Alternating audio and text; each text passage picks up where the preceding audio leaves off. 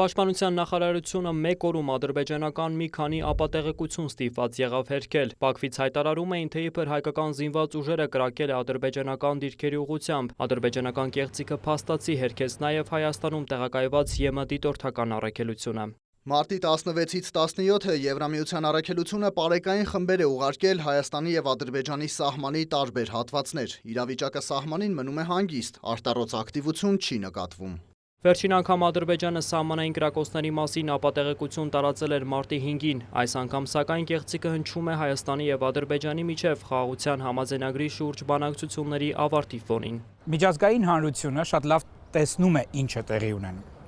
Մենք այստեղ ունենք եվրոպական դիտորդներ, որոնք զեկուցում են, մասնավորապես Բրյուսելին, թե ինչ է տեղի ունենում, եւ նրանք ասում են, որ չկա որևէ կրակոց։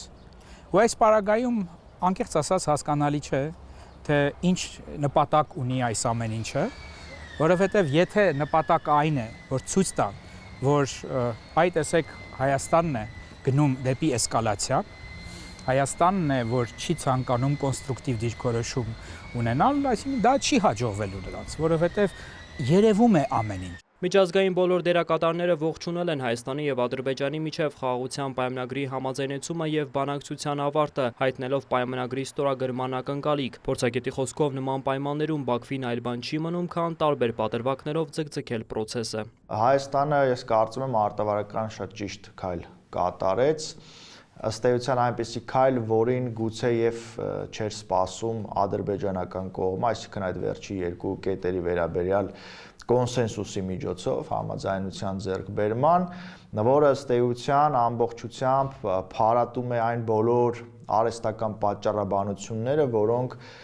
Ադրբեջանը շրջանառում էր խուսափելու համար հետագա ընթացքից։ Հիմա եկել ենք, կանգնել ենք մի կետի, երբ ամեն ինչ կարծես համաձայնեցված է, այն վերջի երկու կետերը, ինչպես եւ վարչապետը նշեց, հետոյի մասին է խոսքը, այսինքն այստեղ մենք նաեւ նախնական ռիսկերն ենք գնահատել, բայց Ադրբեջանը կրկին մտնում է իր ժխտողականության եւ ապակառուցողական քաղաքականության համատեքստ, փորձելով գտնել արդեն նոր պատրվակներ,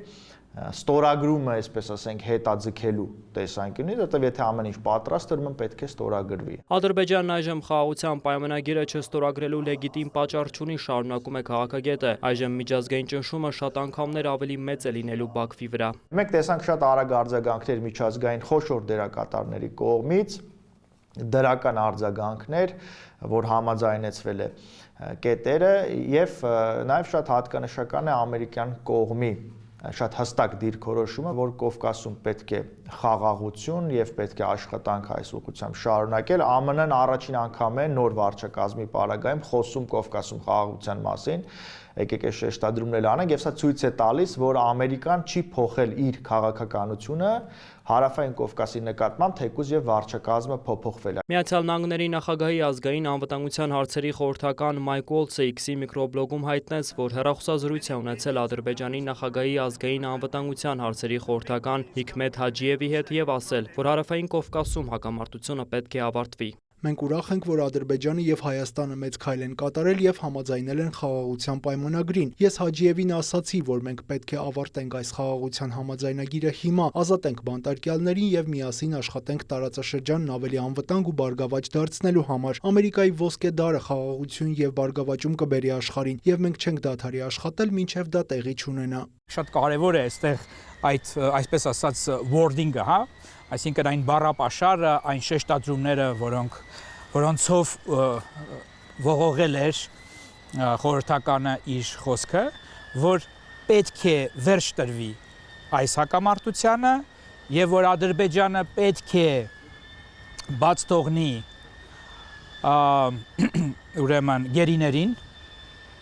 սա շատ հստակ ուղերձ է, ոչ միայն ուղերձ է,